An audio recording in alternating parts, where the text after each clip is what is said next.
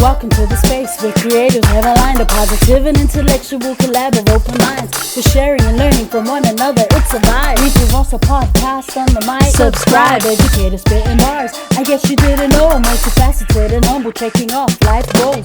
The classroom is my comfort zone where I plant and sow seeds of knowledge, compassion, empathy, and hope. Reading is the key to unlocking your potential. Countless benefits, including cognitive and mental. Regardless of the genre, books are highly influential. Go get yours, I'll get mine. Making strides, monumental. Come rock with me and get down to this new jam. With my friends, I had a very simple plan. Educate the masses through books and life lessons. It's the grand slam. I'm out. Welcome to the Reads with Rosa podcast. Today's guest is an educator who I believe truly embodies this idea of teachers being lifelong learners. He is an inspirational role model for rangatahi Māori, and he was recently awarded a Fulbright Scholar Award. He is a Henderson-Massey local board member, and according to my extensive research, he's a champion tennis player. Okay, we'll get to that later in the interview. Welcome to the show, Dr. Will Flavell. Kia ora, talofa. Thanks for having me. Man, it's good to see you, bro. What's the weather like out there in Tamaki Makaurau? Yeah, it's pretty humid here in Tamaki Makaurau. It's 10 p.m. here, so pretty humid. It's been, pretty hot the last week or so, but, I'm hoping that the sort of temperature dies down a little bit. But it's been good so far. That's good to hear. And then in terms of the pandemic and everything that's been going on, how are you coping during this time? Yeah, I'm coping pretty well. So a few weeks ago, actually, I came back from Rarotonga, and I was on the same aisle of seats as one of the people who had COVID on the plane. So I had to self-isolate for 7 days. But apart from that, I know we're pretty good, pretty well. It's a little bit concerning, like thousands of cases each day here in Aotearoa. So just hoping that everyone's safe. Man, yeah, like obviously over here we're watching, we're seeing things on social media, catching the news, and it's just there's a lot that's been going on there. It's quite scary, Anyways, let's get into this. You're an educator. You were a school teacher. Can you tell us a little bit about your journey? How did you get into teaching? Because you were teaching in Auckland, but you're not from Auckland, right? So how did you get into it? Yeah, so I'm Māori, and my iwi are Ngāpuhi Ngāti Whātua on my mum's side, and Ngāti Maniapoto and Taunui on my father's side. And teaching was a complete mistake. There was no way that I wanted to be a teacher. So I watched my mum, and she was a teacher, and she used to come back home, tired, and would go napping straight after she got home, and she was exhausted every day. There was no way that I wanted to be like that. But it was really interesting how I got into it, because actually the first year of Waikato University, so in Hamilton, I enrolled to do law at University of Waikato. But it wasn't until like halfway through the first year of university, I opened up the New Zealand Herald on a newspaper, and on the front page, it said that over half of Māori boys were leaving school without any qualifications, and not even NCA level 1. And where I come from, Whangarei, it was 80% of Māori boys were not achieving, not even NCA level 1. Now we know what problems happen if you don't get, the most basic of basic school qualifications. It's harder to get a job, your sort of health and well-being, what perhaps may not be great. So so after reading that newspaper, on the next day, I went back to the admin office at university and said I wanted to change my degree to become a high school teacher. And I always say that was the best decision of my life. So I taught for 11 years. The school that I taught the most at was Rutherford College in Tatu Peninsula. I loved it. West side. So I'm not from West Auckland actually, right. When I first moved here, I didn't really like it. This is different. But I couldn't imagine living anywhere else. I love this place. I brought my first home here in Henderson last year, and I love it here, and I couldn't imagine living anywhere else in the world at the moment. So yeah. Man, I feel like people are gonna say, "Hey, you're being a bit biased, bringing all these people on from West Auckland lately. What's up with that?" But I'm happy to have you here, honorary West Aucklander. That's what's up. So then, you're a teacher for 11 years, and then you leave teaching. Can you tell us, what was that next step for you, and why did you leave teaching? Yeah, I only made the decision a few days before the end of the school year. Mm, Inside of me, I thought, I've done as much as I can as a teacher, and I felt that I wasn't growing enough. I felt I could only, I could only do so much within the classroom. And I was listening to your conversation with Aono Manu, and sort of the same situation is that, in order to grow, I needed to leave the classroom, and mm, so. I got a job at Comet Auckland, so I'm the education manager there. My job is to advocate for issues for our Māori learners across Tamaki Makaurau, Auckland. So where I feel there are problems or mm, issues that need support or advocating for, I'm basically in there. And mm, basically, I'll give you an example. COVID-19 showed us, who's got the goods and who doesn't have the goods. So, for example, when there was lockdown for all the whānau here in Tamaki Makaurau, there were some families that couldn't learn from home because they only had one mobile device for the whole family. No laptops, limited space. So we've got overcrowded housing for so many whānau here.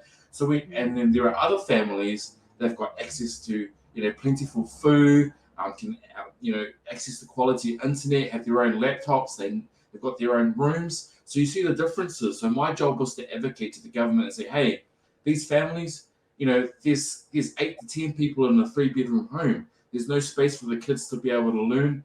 They don't have quality internet. They need laptops. So I guess that was my job. And so, I love it, and it's my 3rd year at that at the moment. What is it like to be able to impact the community in that way, or have an impact on our communities in that way, like having a voice at the table? Tell us it must be empowering. What is that like for you? Yeah, I mean, for me, I've always been someone who listens. I think that's really important, particularly those who may have different, circumstances compared to my own. And so I love listening and actually listening to the community on what are the issues that are important to them and basically advocating for them.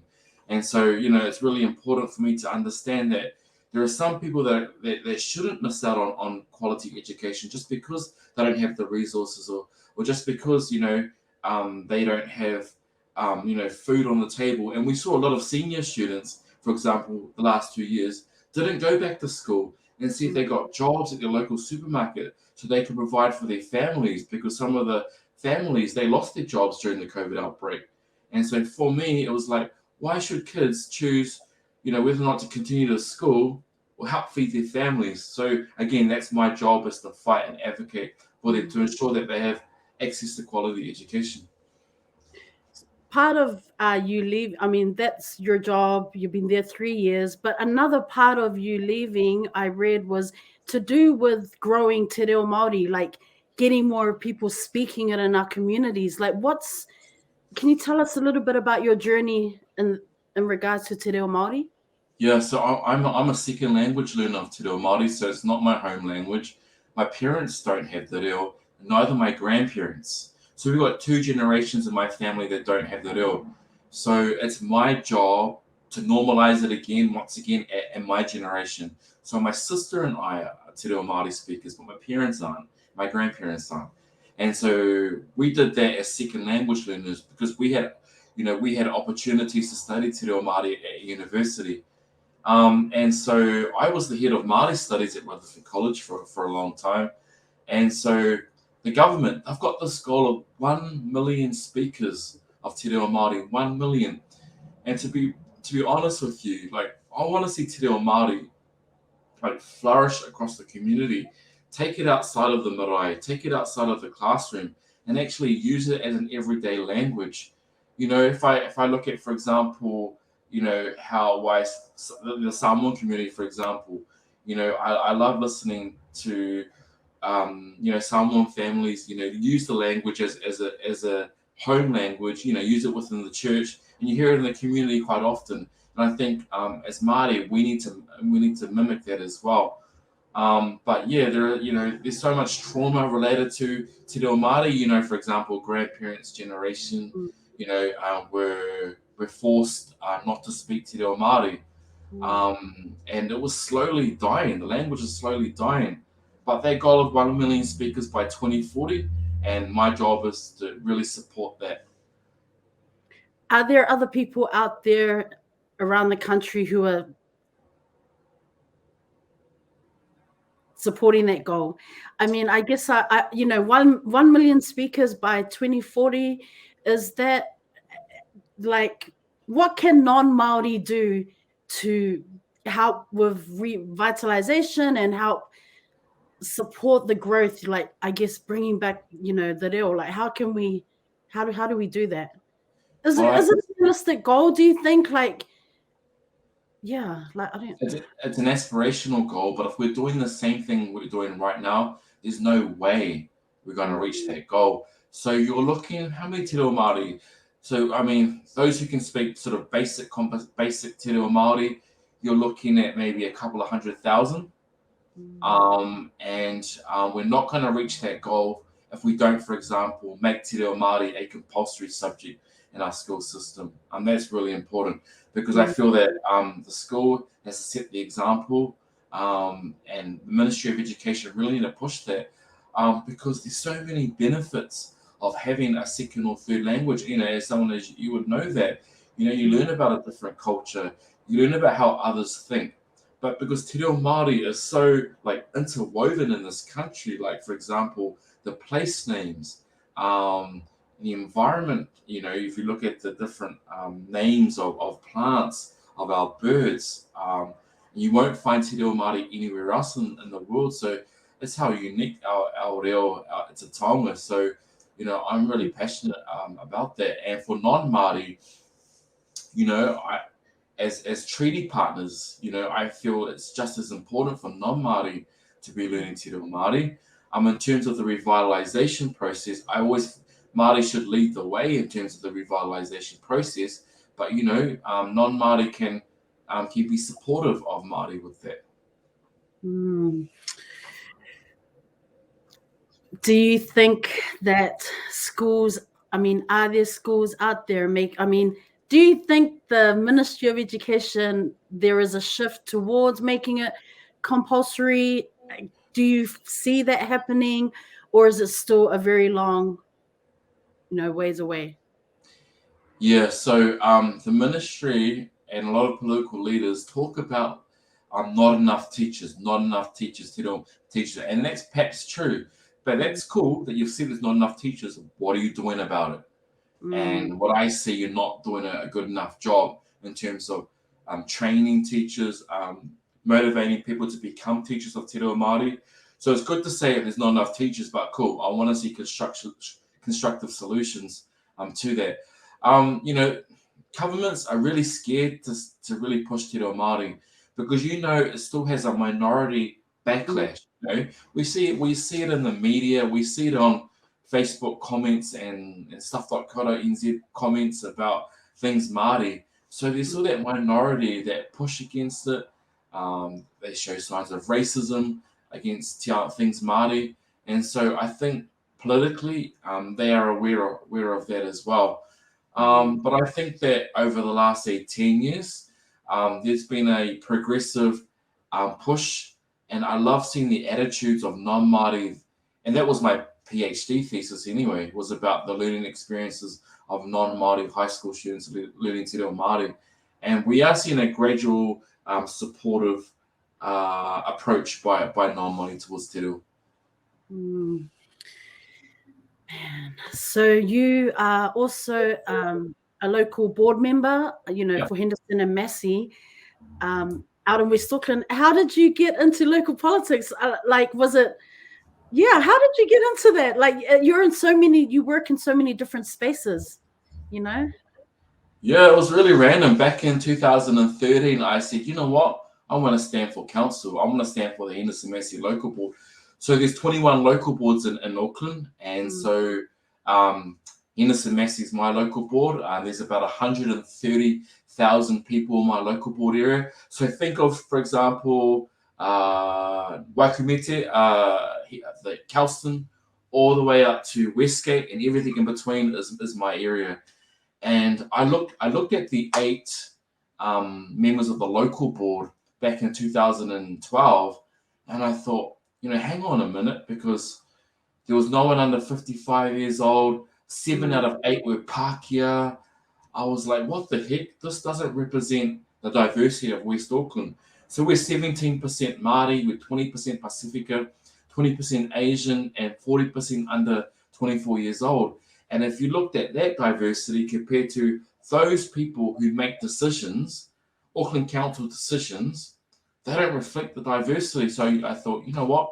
I'm going to put my hand up and I'm going to run for the council. So I spent 7 months door knocking. I only moved to West Auckland like 5 months before I decided to stand. So I was thinking, would anyone even know me? But I spent 7 months door knocking all over, Te Atatū, Henderson, Sunnyvale, Massey, although those hills up Massey, man. Those are pretty tough on the knees. And I got elected. So I've been elected 3 times now, and I'll be going for my 4th term this year. And I love representing our community. What does the makeup of the board look like now? Like, how has it changed from when you first, got involved in the politics? Oh, it's definitely different. It's definitely different. We've got, so out of 8, we've got, we've got 3 under 40. We've got 2 Māori. And I think we're very progressive, and I love that. I love progressive, because in the past, those who stood for elections and were elected were those who were wealthy, who had money. And now we're seeing people that don't necessarily have money, but they have love for community. What we've never seen since 2010, since the Super City came, is we've never had Pacifica elected to Henderson-Massey, and that's a massive shame. And I'm hoping for some really good Pacifica candidates to stand and get elected, because we deserve Pacifica representation. How can people get on board? Who needs to put out the call in terms of getting Pacifica on? Like, is it because people in our local churches are just not talking about it? Like, where can board members come from? Like, do they have to come? I mean, obviously in the area, right? But how can we get more Pacifica people involved? The thing is that we have had quality Pacifica candidates that have stood, but unfortunately they're not getting voted in.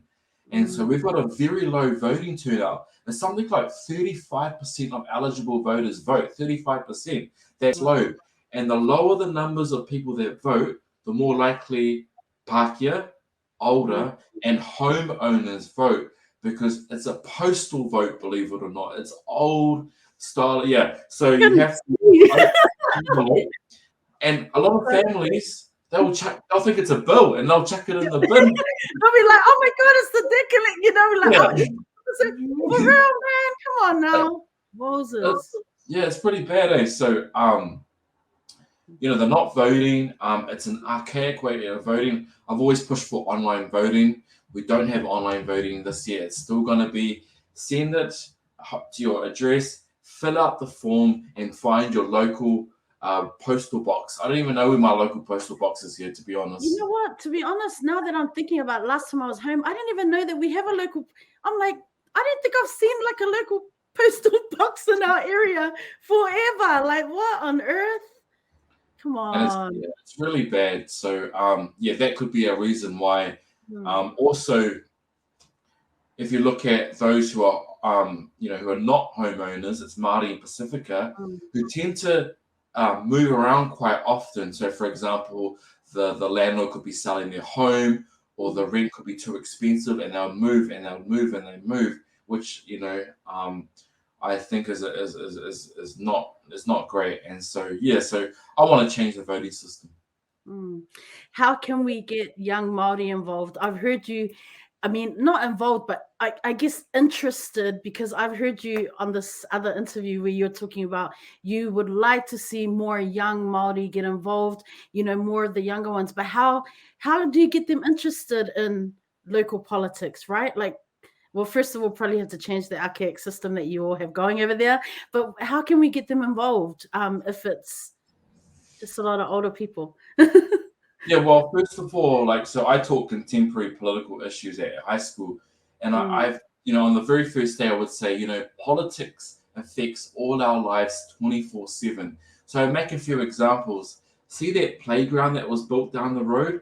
That was a council political decision. See the reason why you're not allowed your learner's license until 15, 16 years old? That's a political issue.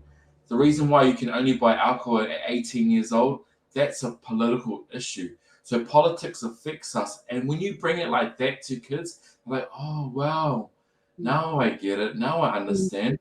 And so I think it's really important to show how it affects young people's lives and how they can get involved in that.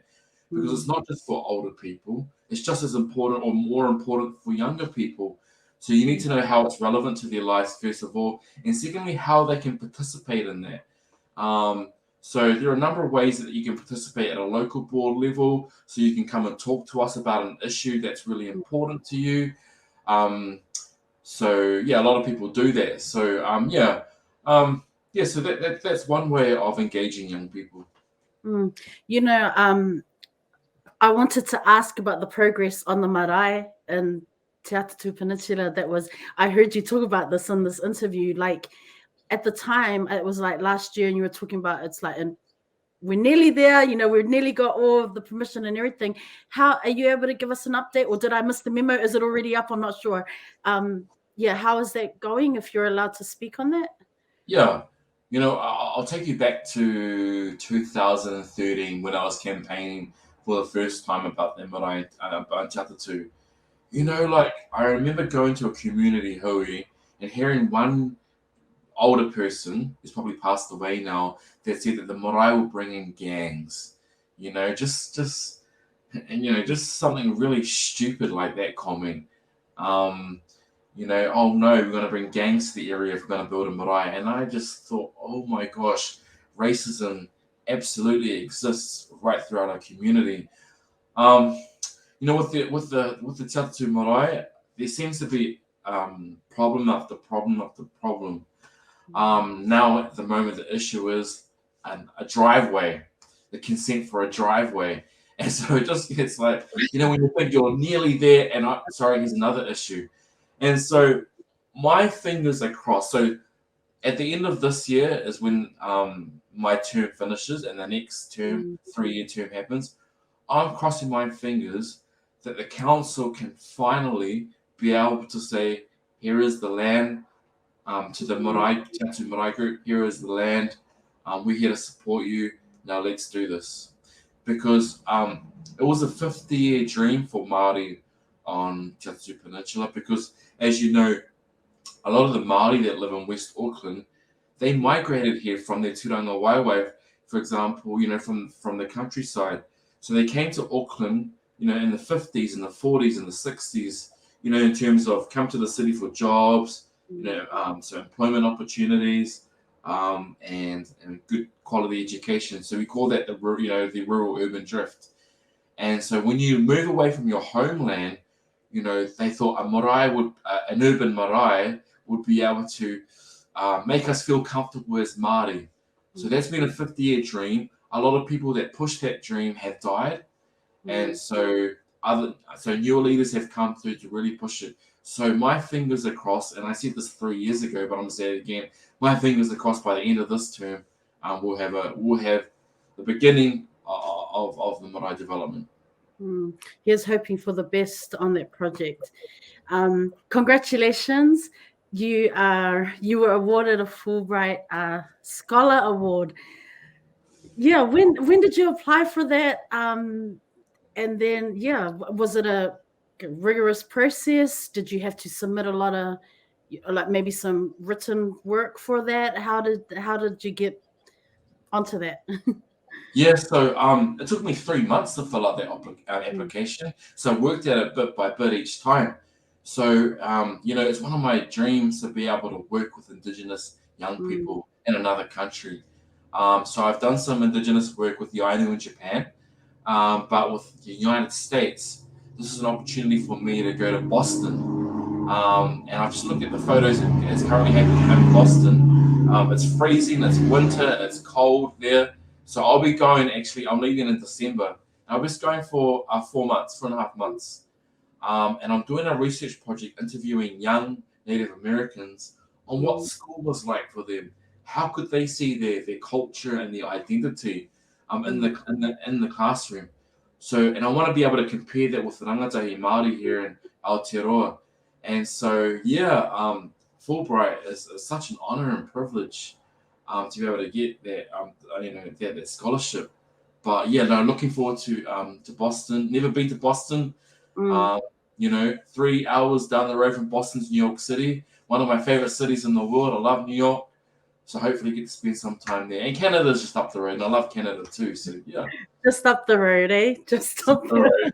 the So, man, when I was doing research for this interview, I came across so much information, articles, interviews, and then let's just break a bit from the academics and Yep. the amazing work that you're doing in the communities. Yep. Um, Tell me about tennis. Because Um, did you just win a tournament yesterday? I'm sure I well, saw that on Instagram today. I won a tournament last night, and I finished at 9 p.m. And then we celebrated at Denny's last night in New Zealand. So I probably lost about 1,000 calories, but fudge pudding, hot fudge pudding, and and I ate so much last night. Yeah, no. I don't know if you. I grew up in a really small town called Waipu. I don't know if you know where that is in the north. Yes. Yeah, it's about half an hour south of Whangarei. Mm. And my mum read this advertisement. We just moved to Waipu at 8. My mum said, come join the tennis club. So basically, she just dropped me off. See you later, play tennis. I'm like, I don't want to play tennis. Why would I want to play tennis for? Um, and then, and so and my mum didn't know, but I become obsessed with tennis. Mm. I love hitting the ball. I love just smashing the tennis ball on the court, and it was good for stress relief as well. Growing up, and then I became good at it, and my mum got angry because it cost so much. And it's like your fault. I was like, "Whoa!" That's why when I saw, I was like, "Wow, he was doing an expensive sport." Like, Yeah, I started getting good, and we didn't have much money growing up, so my mum didn't have much money, and so I always relied on other people's families to go with them to tennis tournaments, to borrow their tennis equipment, because obviously things were tough for my family. So yeah, and playing national tournaments, but playing tournaments as a young person, I realized that there's not many Māori here or brown people, and they're all mostly Pākehā and wealthy. And I got a little bit jealous. I thought, wow, these parents give their kids all the equipment they need. And here's my borrowed tennis racket that I borrowed, and I probably didn't give back. but, but I love tennis, and I still play tennis, and I won the Te Atu Summer Champs last night, and I'm still playing tennis. For me, sport, I thank sport for what it's done for me in my other parts of my life. So I'll give you an example. Sport gave me the ability just to believe in myself, to fight hard, and a way to de-stress as well. And so, and I play mostly now just for fun, or just so I can keep my health and well-being in check. I don't play too many competitions, but last night I thought I'd just turn up and play, and won it. it's like I just turned up and oh wow, yeah, I won. Anyways, moving along. But congratulations. Yeah. I logged into Instagram this afternoon, and that was the very first thing on my feed, and I was like, oh oh my goodness, now I have to add something else to the interview. I was like, this guy is an all-rounder and everything, man. Come on, slow down. So I want to talk languages. So you polyglot, you love, you speak. Oh my gosh, man. It's like 4 languages, 5 languages. English, Japanese, te reo, Samoan. Languages. I love learning languages, and I'll tell you why. Like, I'm always curious about other cultures and how other people do things. And I always felt that if I learn a language, that gives me an opportunity to learn more about the culture. So I'll start with Japanese. My high school my little rural high school didn't offer Japanese. So I asked if I could do Japanese. I had to do it by correspondence for 5 years. Wow. I did it by correspondence for 5 years at high school. And what was weird that it was my top NCA subject as well. And it was my only correspondence subject. And I did Japanese, and I won a scholarship to Hiroshima. And then I became a Japanese / Te Reo Māori high school teacher. Random. I remember the first job that I had. I walked into my class, and they were staring at my Japanese year 13 class. And they were staring at me thinking, who are you? And I said, I'm your Japanese teacher. Like, what? Nobody, like, you're in the wrong classroom, man. Get lost. My eyes down there. The Māori class is down the hall. For real. That is amazing. Yeah. So I studied majored in Japanese at Waikato University after coming back from Hiroshima. Hiroshima is my favorite Japanese city, by the way. Taught Japanese, Te Reo Māori. So there was a time where I could speak better Japanese than Te Reo because I didn't learn Te Reo at high school. It wasn't a priority of mine at high school. So I studied it at university. But now my Te Reo Māori is 100 times better than my Japanese because I'm using Te Reo every day. So I became a Japanese and Te Reo teacher. I've taken 2 of my school trips to Japan. That's really cool. And when I did those Japan trips, I made sure I had an Ainu. Now, I don't know if you've met anyone Ainu or indigenous in Japan. Yep. But having gone to Hokkaido and seeing the Ainu villages there's one town, there's a maybe it's Shiroi in Hokkaido, that has 80% Ainu in that town, which is really unique, from downtown Shibuya in Tokyo to a small rural setting in Hokkaido. So like the indigenous, so I studied Japanese because I just loved everything Japan, and then I slowly moved to loving indigenous Japan, and so I've done many exchanges with the indigenous people, supporting them on language revitalization of the Ainu language, which is really dead actually. Probably 3 or 2 fluent speakers left. So I've been helping different groups in Hokkaido with that. With Samoan, so back at Rutherford, I had a lot of Samoan kids wanting to learn Te Reo Māori because unfortunately Rutherford didn't have any Pasifika languages. And I thought, you know what, a challenge for me could be, like, lots of Samoan kids are learning Te Reo Māori. Why don't I take that opportunity, that challenge of learning Samoan, Ngana Samoa. And so, I did that for 5 or 6 years. And I loved it. And it brought me closer to the Samoan community here in West Auckland, who I love very much, who I have so much time for. And it also propelled me to advocate for Pasifika issues at a local board level as well, because we have no Pasifika at the local board. So those are a few of my experiences with those languages. Man, that's so dope, because like my experiences just with the Ainu, very little experience with the Ainu indigenous community here. I haven't been to Hokkaido, that's on my bucket list, but when I came to Japan, I connected with Ngā Hauewha, which is like so I connected with them. And then every October, although with COVID the past 2 years it hasn't happened, the Ainu in Yokohama, the Ainu people have like a special kind of like festival ceremony. And so we perform for that. So that's been my experience, just my connection with. You perform with Kapahaka? Yeah. I love, So, when I first came here, I've told the story on here before. I'm sure people are like, oh, okay, Rosa, we get it. But when I first came to Japan, when I first arrived in Tokyo, they just put us in a hotel down from our school. And then I Googled what's happening, and I found that there was a Pacific Roots Festival happening in Yokohama. Oh my gosh, I love Yokohama. So I caught the train down there, and I see these people from far away, and I'm like, oh my God, they look like Kiwis. Then I hear them, and I'm like, oh, they're definitely Kiwis. Oh my gosh, they're Māori. And yeah, so I met the Ngāhau Whā people, and then met Samoan community. Yeah, it was cool, man. Met some other Pasifika peoples just on that one day at the Yokohama Festival.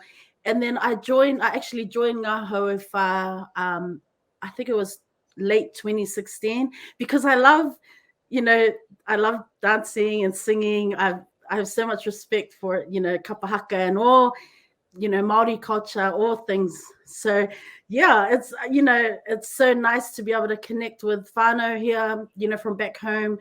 Most of them are teachers, and a lot of them have lived here for years, so it's cool, man. I love it. But of course with COVID, that kind of shut us down, and we haven't really, we perform for tourism, New Zealand stuff, or, local festivals and stuff like that, usually in the summer, but that's completely shut us down with the COVID restrictions. So I'm really missing, performing and singing. Love it, bro. I absolutely love it. Yeah, so I'm really lucky to have that, and just learn, because we have two of the tutors, the one is, he does arts and crafts. I can't remember where he's from in New Zealand, but his family's in Hawaii. And then Emily, my friend Emily, who I interviewed on the podcast a few weeks ago, she is our other tutor. And so she comes from up north. I'm really bad because I can't remember right now, but she's amazing singer. I've learned so much from them, have so much respect for, culture and stuff. So yeah, it's really great because I'm one of the few Māori that can't sing or play guitar. Okay, you know what? Uppercut yourself right now. Get your tennis racket and uppercut yourself right now. Like, people will give me a guitar. Here you go. Like, what am I supposed to do? I don't even know how to hold a guitar. It's interesting that you mentioned that, because I was just about to say, so how do you, in terms of your exchanges with Ainu, do you teach them singing? But let's just scrap that. Yeah, yes, please. Man, and I wanted to ask this because of the work that you do in the community, and your activism and advocating for our communities. Do you think you'll ever want to be in Parliament one day? Is that a goal that you have? I just feel like when I'm reading and seeing and even talking to you now, I'm like, yo, you could totally be in there, a voice at the table, at the real table. I don't know. Is that a dream or something you aspire, or not really? You want grassroots? That's a really good question. And so I've had so many people, encourage and inspire me to be able to take that next step. Mm-hmm. So, I've always had two big dreams in life. And I thought about this when I was 20 years old. So my first dream was to become a high school principal. That was my dream, and that still could be a possibility. Interesting. I just saw the Massey High School principal resign a few days ago. Here you go. Get him there. I thought that that's interesting, but it's back to school and COVID, which is really interesting. So I had that dream, but you know what? The election is next year for New Zealand, and I think that I would be good in Parliament because I'm really passionate about education issues. I'm passionate about international relations. I'm passionate about the health and well-being of New Zealanders, and so I think that I've got a lot to contribute in that space. And I've had a lot of practice, so in the communities and schools, and people say that's the next step for me. So don't say never. I look at the job as the Minister of Education will be an awesome job one day. And yeah, so hopefully that could happen, but I need a bit of good luck, perhaps. Man, you should honestly, you would be amazing, straight up. Self-care. I imagine that you are a very busy person, and we have had on the show many busy people. So how do you, I mean, you've got tennis, you've got your sport. What are other ways that you take care of your health and well-being? What's something that you do that people just don't really know about because they just see you as you do this, that. What else, is there?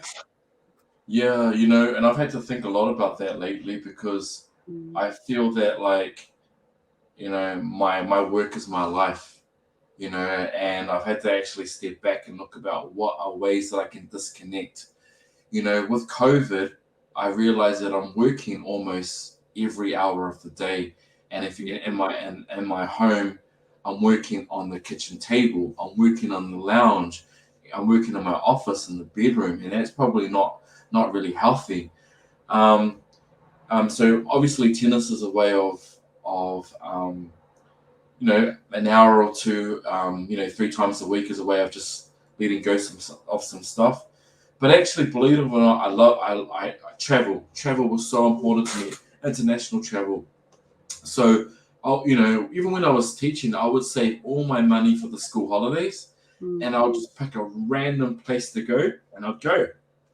So, for example, a couple of years ago, I went to, Finland. I was like, let's randomly go to Finland. So like, okay, let's go to Finland. Don't know anything about Finland. Let's go. And I just went. So, for me, it's about discovering new places and cultures really excites me. I have to have that excitement. Even the Pacific Islands. So, my go-to Pacific Islands every year was Niue and Samoa. And I loved going there. I loved the heat. I loved their heat, not this heat, but their heat. Natural heat, it's like fake heat right now. I think about swimming in the beautiful waterholes and the waterfalls in Samoa and Niue. And I think about different, eating different types of food. And so travel was a way of that. But at the moment during COVID, it's been really hard for self-care. Sometimes, during the week, I'll drive to my local maunga. So I'd probably go to Maunga Kia and Maunga Fo, Mangere Mountain. And I would climb them and I'd walk around them and I'll spend a couple of hours just walking. So yeah, those are some ways I look after myself. Because that we need more people like you, so you have to look after yourself. Just saying. No, you're right, and I have to keep telling myself that too because work can, unfortunately dictate our lives sometimes. Have you ever thought about writing a book? Or, question, have you published any articles for Google Scholars? Yeah, it's really interesting. When you said, have I ever thought about writing a book? So my little sister, her name is Charlotte Kino. She's a few years younger than me. She's the author in our family. So she wrote a book called The Porangi Boy. I don't know if you've seen it. So it won the... Your sister? My little sister, yeah. So I know the book. I haven't read it, but I know the book you're talking about. You have to read it. It's on Kindle and Amazon. Her book won the New Zealand Children's Book of the Year last year. And so that's my little sister. And so we're the Te Reo Māori speakers in our family, her and I. And she wrote that book. And it's so she's the author. I don't even consider myself an academic or anything like that. I'm just I always think of myself as a tryhard. I just try my best and hope it works. So in terms of academic, articles, sure, there's some of my work on Google Scholar, but I treated my studies as a side hobby that will have positive impacts on the community. But I don't consider myself a really good writer. I just like to, have goals and try my best. And if people like it or if it's accepted, then that's cool. So you don't want to write a book, or you do? Well, as a kid, I grew up. I loved the libraries. The library was my safe space at school. I loved reading. I loved reading. And I spent so many of my afternoons in our local library after school, sitting in a corner, picking up a book and reading it and leaving 5 minutes before the library, closed. So that's another challenge for me. And I'd love to read a book. I'd love to write a book one day. Obviously a fiction book for young people, similar to my sister, although I'm nowhere near the caliber of her in terms of writing. And I always used to think to myself, oh, am I really that creative enough? Because I know you've interviewed so many creative people. And I think, am I really creative, or is this just something I want to try and do? But no, I would love to write a book one day. Yeah. That's awesome. Well, if a book was written about you, what do you think that book would be called?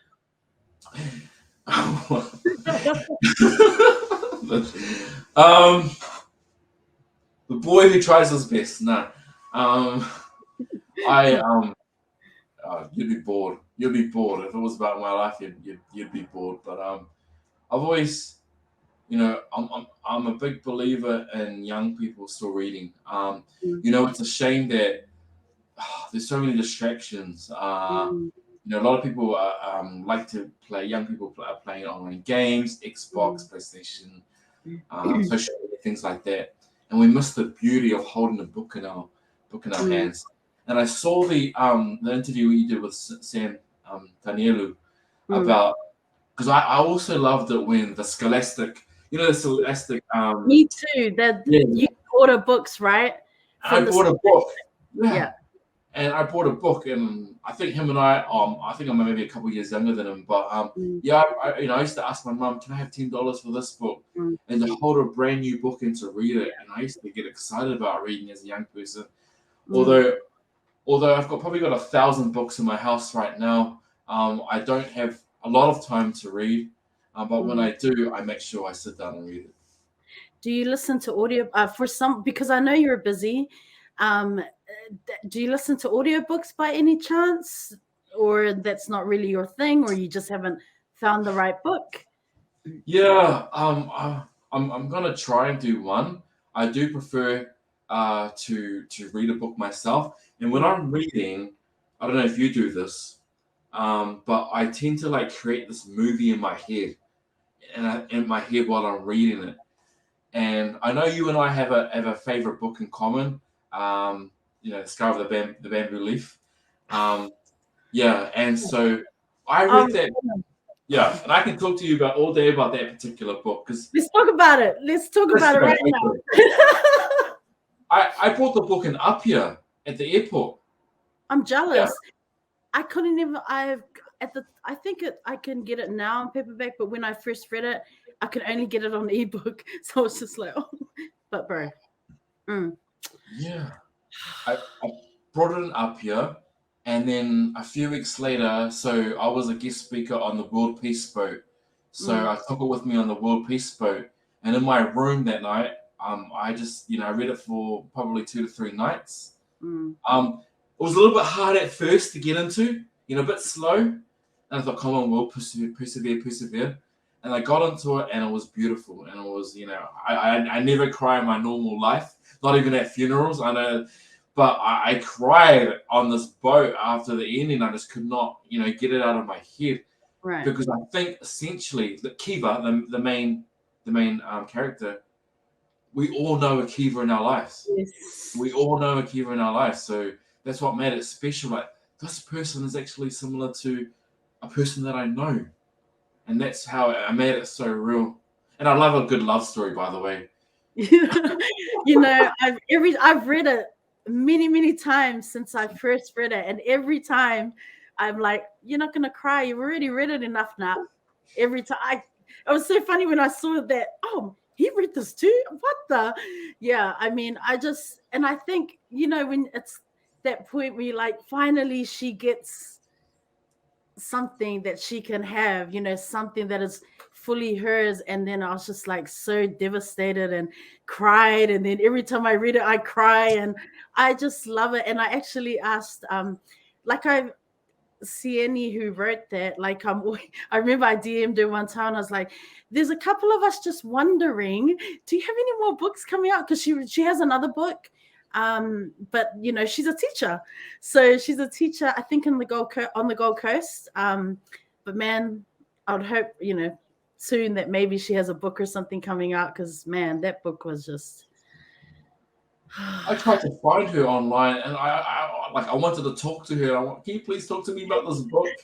I wanted to talk to her, and I thought, what an amazing writer. No, she's really low key. She's so low key. Like, I have recommended this book like without fail to so many people, and they always come back.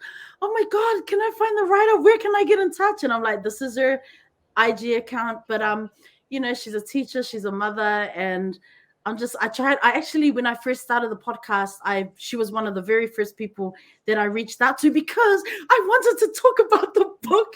But you know, she was like, oh, you know, I support you. Unfortunately, a podcast not really my thing. I said, hey, respect, it's okay. I get that. But I was just, every time I'm like getting people read this book, man. That's always one of the very first books that I recommend. That one and Trevor Noah's book, audiobook. Okay. But listen to it on audio. Are you a fan of Trevor Noah? Not really? It's very interesting. No, he's very progressive, and I love how he can when he talks about race issues. Right. You know, he does it in a way that's non-threatening, but a humor there, and brings people together. So he's a good spokesperson. I mean, okay, I'll say this to you then. I would say if you are looking to listen to an audiobook, you know, for the first time, I would say listen to Trevor Noah's book, because if you're a fan of his comedy, his stand-up comedy, then listen to his audiobook, because it's hilarious. Exactly like you said. I mean, he talks about some very serious issues, but the way that he writes about it, it just, you know, there will be things that resonate, no doubt.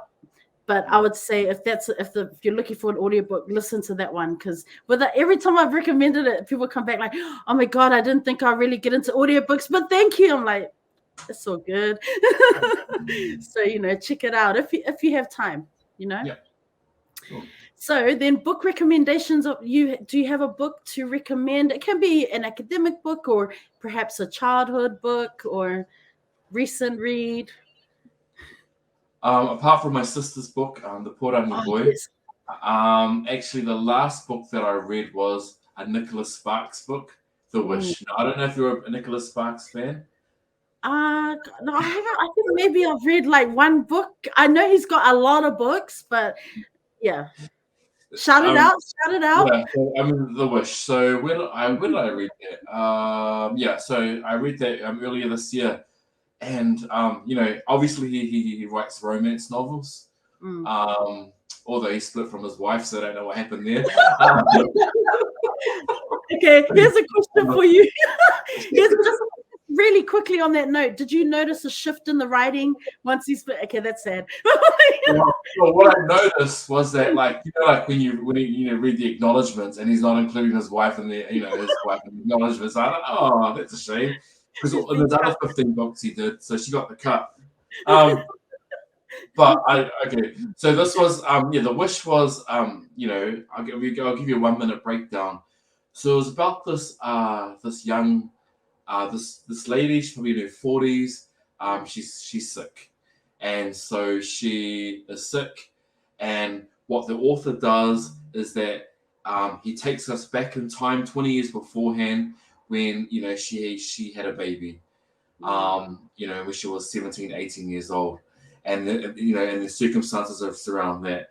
So she's a well-known photographer, and she has this young male who starts a new job, you know, at the art gallery, at her photography gallery.